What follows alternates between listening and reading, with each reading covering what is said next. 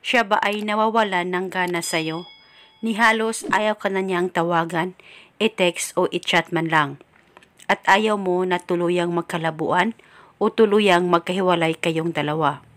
Gusto mo ba na manumbalik ang nararamdaman niya sa'yo? At siya ay palaging sabik na sabik sa'yo. Yung palagi siyang sabik na makita at makausap ka. Ito, may ituturo ako sa inyo ngayon na ritual kung paano gawin ito.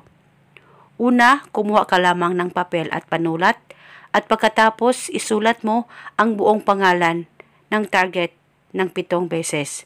Dapat alam mo ang kanyang tunay na pangalan. At pagkatapos nito, kumuha ka lamang na maliit na plastic. Ziploc ay pwedeng gamitin o any plastic na meron ka ay pwedeng gamitin.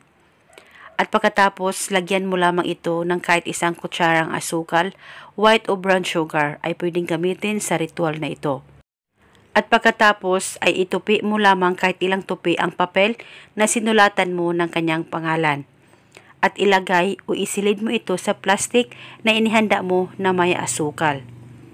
At hawakan mo muna saglit ang ritual, ipikit ang mga mata mo, mag-focus at mag-concentrate ka at sambitin mo lamang ang spell na ito. Pangalan at apelido, ikaw ay palaging sabik na makita at makausap ako. Sambitin mo lamang ito ng 7 beses. Pwede mo dagdagan ang hiling kung gusto mo, wala pong problema. At pwede mo nang itago itong ritual. Pwede mo ito itago sa damitan mo o di kaya sa bag mo, dalhin mo ito kahit saan ka man magpunta. At pwede mo rin itong ilagay sa unan mo sa tuwing ikaw ay matutulog at pwede ito kunin kung ikaw ay aalis. Basta itago talaga ito sa safe na walang makakakita at makakaalam. At itago ito hanggang kailan mo gusto. At hindi na po kailangan pang sambitin ang spell araw-araw.